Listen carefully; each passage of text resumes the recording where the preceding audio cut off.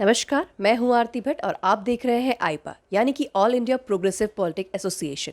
ये एक ऐसा मंच है जहां हम बात करते हैं प्रगतिशील राजनीति की, ऐसे मुद्दों की जो जन सरोकार से जुड़े हुए हैं।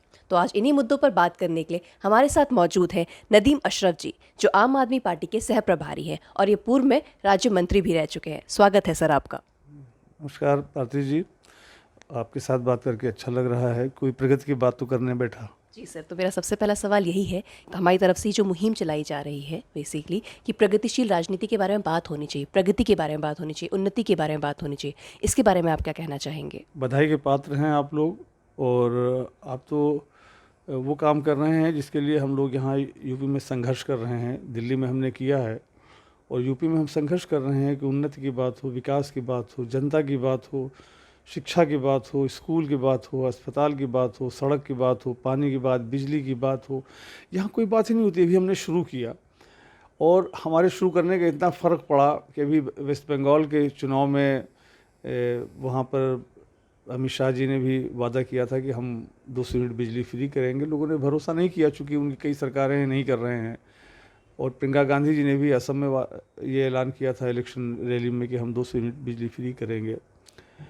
तो अखिलेश यादव जी ने भी कहा कि हम 300 यूनिट बिजली फ्री करेंगे। हमने फैशन चेंज किया। हम बात चाहते थे कि इसकी बात हो धर्म, जात, बिरादरी, मंदिर, मस्जिद, नारे तकबीर, जय श्री राम, इससे थोड़ा हट करके राजनीति हो जहाँ जनता का भला हो। हम इसको पटरी पर ला ही रहे थे कि अभी जिन्ना का जिन जो है निकल आया है। क्योंकि वो लोग चाहते हैं कि विकास की बात हो, करना तो बहुत आसान है लेकिन इस पर काम करना बहुत टफ है। इस पर जनता के बारे में सोचना पड़ता है। बजट कैसे आएगा, कैसे खर्च किया जाएगा, कैसे स्कूल अच्छे बनेंगे, कैसे सड़कें अच्छी बनेंगी, कैसे हॉस्पिटल्स फ्री किए जा सकते हैं जनता के लिए, कैसे बिजली फ्री की जा सकती है पब्लिक के लिए, गरीबों के लिए। इस पर बड़ा काम करना पड़ता है और ये बड़ा आसान सा खेल है कि धर्म के नाम पर, ज़ात के नाम पर, बिरादरी के नाम पर, मंदिर के नाम पर, मस्जिद के नाम पर लोगों को उन्माद फैला करके उनको इकट्ठा कर लिया जाए। सस्ता भी पड़ता है इसलिए कि इसमें कोई खर्च नहीं होता है। सिर्फ ऐसी बातें करनी पड़ती हैं कि जनता में उन्माद आ जाए और वो भूल जाएं अपने जो बेसिक मुद्दे हैं जो उनके लिए ज़रूरी हैं, उनके बच्चों के लिए, उनके महिलाओं के लिए, उनके बुज़ुर्गों के लिए। उन सब पर से ध्यान हट जाता है, आदमी जोश में आ जाता है। ये उन्माद भी कभी कभी जीवन में ज़रूरी होता है। जैसे कि कभी कभी हम लोग गोलगप्पे खाने जाते हैं तो थोड़ा सा चटपटा होना चाहिए, लेकिन अगर हम सुबह शाम दाल रोटी सब्जी की जगह पर हम गोलगप्पे खाने लगें तो जो हमारे शरीर का हाल होगा वही समाज का इस समय ये उन्माद फैला रहा है। आप लोग प्रगति की बात कर रहे हैं, हम लोग भी इसी की बात कर रहे हैं, तो आपको तो हम धन्यवाद देते हैं। तो सर, जो ये प्रचलन अभी तौर तरीके अपनाए जा रहे हैं जिनकी आपने बात की, धर्म के बारे में बात हो रही है, जाति के बारे में बात हो रही है, तो इसका दोषी कौन है आखिर? ये मुद्दे आते कहाँ से हैं? नहीं, अब देखिए ऐसा नहीं है कि कुछ ऐसा नया हो रहा है। जब से राजनीति आई है, जब से इस तरह के लोग आते रहे हैं, दोनों तरह के लोग रहे हैं हमेशा से। अगर मर्यादा पुरुषोत्तम रामचंद्र जी थे तो रावण भी थे साथ में, अगर हज़रत इमाम हुसैन थे तो यजीद भी थे साथ में। सर, आप यहाँ पे किसको राम और किसको रावण कह रहे हैं? हर वो आदमी जो जनता के मुद्दों की बात नहीं कर रहा है वो राम की अनदेखी कर रहा है, राम राज्य की अनदेखी कर रहा है, जो ऐसे मुद्दों को ला रहा है जिससे विनाश होता है, जिससे देश। आप हिटलर को देखिए, उन्माद की राजनीति का अंजाम क्या होता है।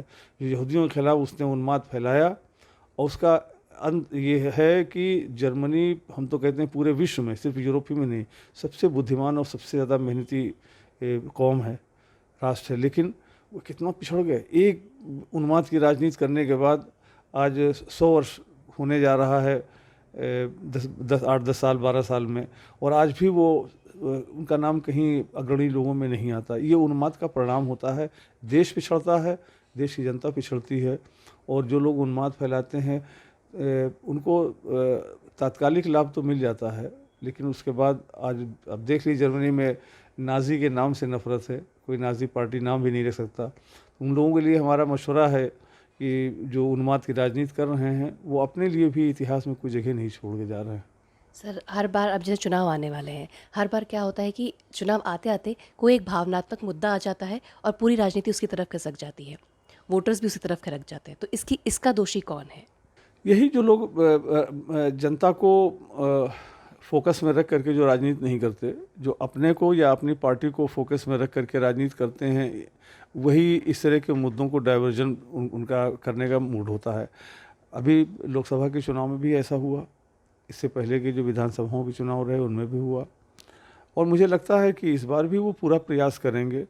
लेकिन हम भी प्रयास कर रहे हैं, और प्रयास करने पे हमको इतना भरोसा है कि हम प्रयास करेंगे तो हम उनको सफल होने देंगे नहीं। मुझे एक शेर अपने गुरु का, अब वो नहीं रहे, इरफान सिद्दीकी साहब का, याद आता है कि रात को रोक तो सकता नहीं लेकिन ये चिराग, रात को रोक तो सकता नहीं लेकिन ये चिराग, कम से कम रात का नुकसान बहुत करता है। अगर हमने प्रकाश के लिए एक छोटी सी मोमबत्ती जलाई, हो सकता है कि फ़ौरन वो पूरे अंधकार को दूर न करे, लेकिन रात का नुकसान तो होता ही है। हमने वो नुकसान की शुरुआत कर दी है, अभी अंधकार भी जाएगा, और मैं पूरे विश्वास के साथ कहता हूँ कि इस चुनाव में वो सफल नहीं हो पाएंगे। जो उन्माद को और धार्मिक मुद्दों को या जाति के मुद्दों को बनाते हैं, वो इस चुनाव में सफल नहीं हो पाएंगे। जैसे आप आम आदमी पार्टी की बात कर रहे हैं, तो उन्होंने भी तो उत्तर प्रदेश में जैसे वो आए तो अभी सबसे पहला उनका कदम राम मंदिर को लेके, धर्म को लेके ही था, उस पर क्या कहेंगे? फिर मैं आपसे कहता हूँ कि ये हम सब धार्मिक लोग हैं, मैं भी धार्मिक हूँ, मैं मुस्लिम धर्म को मानता हूँ, मैं नमाज़ पढ़ने जाता हूँ, मैं रोज़े रखता हूँ। अरविंद जी मर्यादा पुरुषोत्तम राम को मानते हैं, भगवान हनुमान जी के भक्त हैं। ऐसे ही तमाम हिंदू, मुस्लिम हों, क्रिश्चियन हों, सिख हों, बौद्ध हों, जो भी हों या जैनीज़ हों, सबको अपने अपने धर्म को एलानिया मानना जो है ये गर्व की बात है।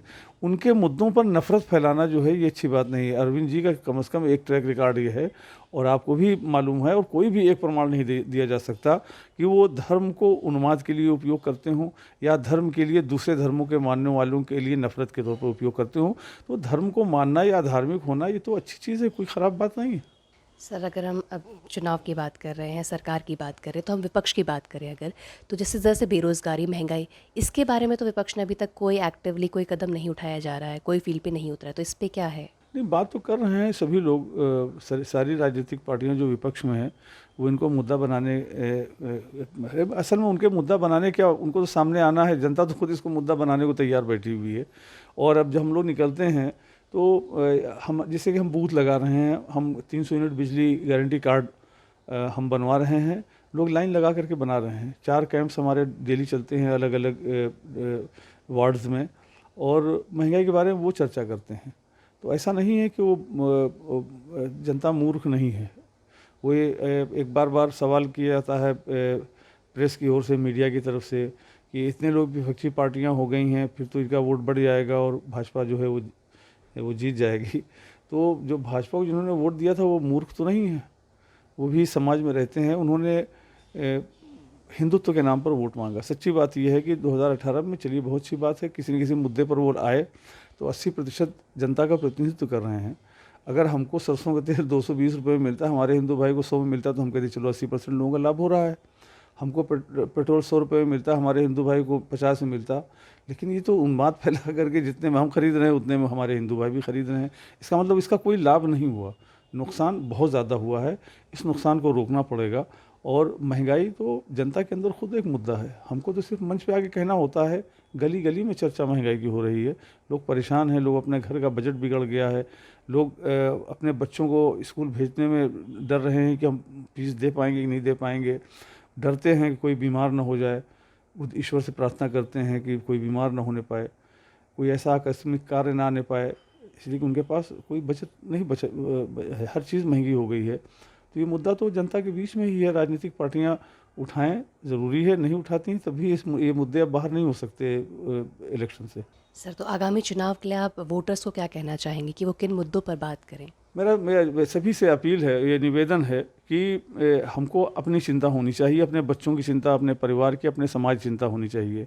आज जो लोग आ रहे हैं धर्म, जात, बिरादरी का उन्माद फैला करके आपसे वोट मांगने आ रहे हैं, ये वो लोग हैं जिन्होंने पिछले 5 वर्ष में कुछ नहीं किया।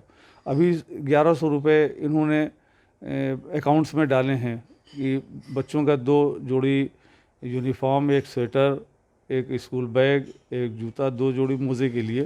पहली बात तो योगी जी कोई वो दुकान बता दें जहाँ पर 1100 रुपये में तमाम चीज़ें मिल जाएं उन बच्चों को, जो साल भर चल भी सके उनके शरीर पर। और जनता को ये तय करना होगा कि 4.5 वर्ष ये सब कुछ चाहिए या सिर्फ चुनाव से पहले 4 महीने चाहिए। यही मेरा जनता से कहना है कि अपने मुद्दों पर, अपने यहाँ शिक्षा फ्री हो और अच्छी क्वालिटी की शिक्षा हो, स्वास्थ्य सेवाएं फ्री होनी चाहिए जनता के लिए, बिजली 300 यूनिट फ्री होनी चाहिए, भ्रष्टाचार समाप्त होना चाहिए।